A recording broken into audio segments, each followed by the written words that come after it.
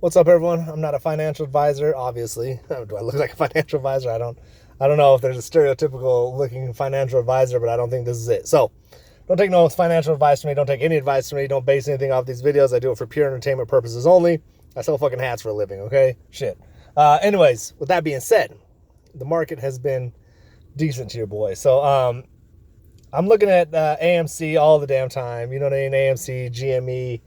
Um, just this has nothing to do with technical analysis or reading charts or how the market works. This is strictly has to do with being in this place so long and watching how this place ran. So we had a big run up in June. The last time we had where the people, a lot of, in my opinion, bots come in and say that was a squeeze. I don't think that was a squeeze. I think that was close to the squeeze. I think it was prevented. I think it should have been the squeeze, but they did what they did, in my opinion.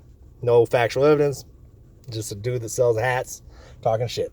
Anyways, so I'm looking at this and I'm thinking, man, like they're fighting. How long can it drag out?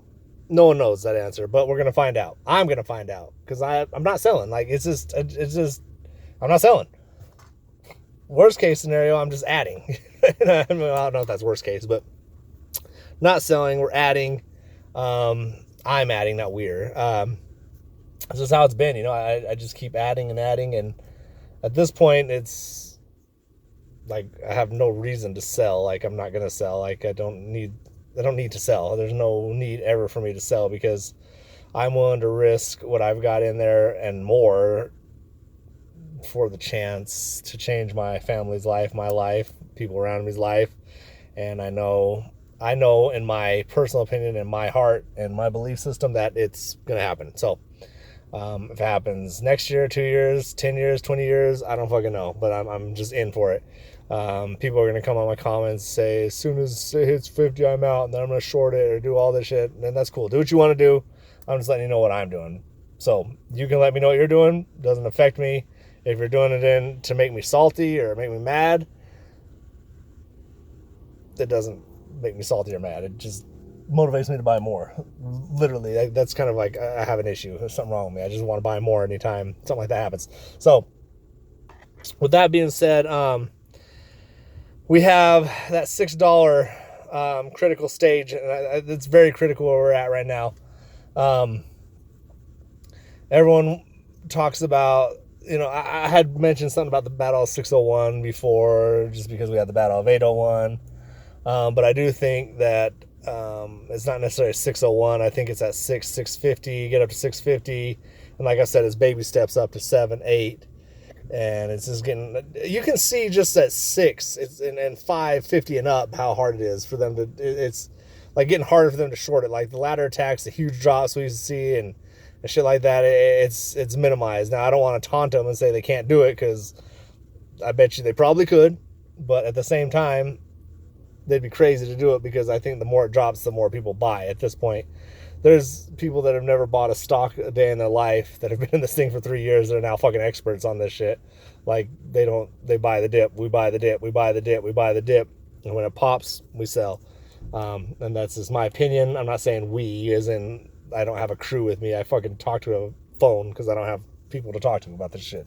So, my personal opinion, I would watch for June. I'm not giving you no dates when I think the squeeze is going to happen, but I just kind of I've been watching, and June had a run up. Also, days of the week, I've noticed that midweek is when it kind of jumps up. End of the week is when it tails off. So I just kind of watch for that to do my buying. And if I don't have any idea, or if I'm just random, I'll just randomly buy. Like today, I just bought 50 shares for no fucking reason at, I think the highest peak of the day, like around $300. Anyways, it is what it is, man. I'm staying focused. It's just, I'm in it. You know what I mean? I'm in this. So the dedication I have for this shit is unreal. And the reason being is because it's life-changing.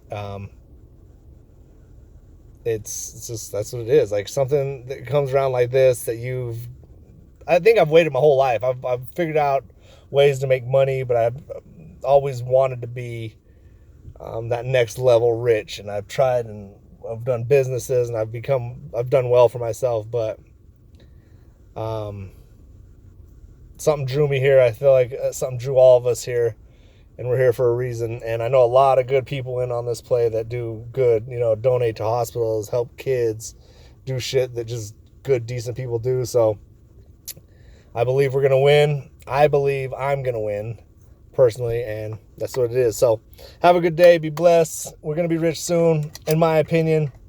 I'm just going to stay the course.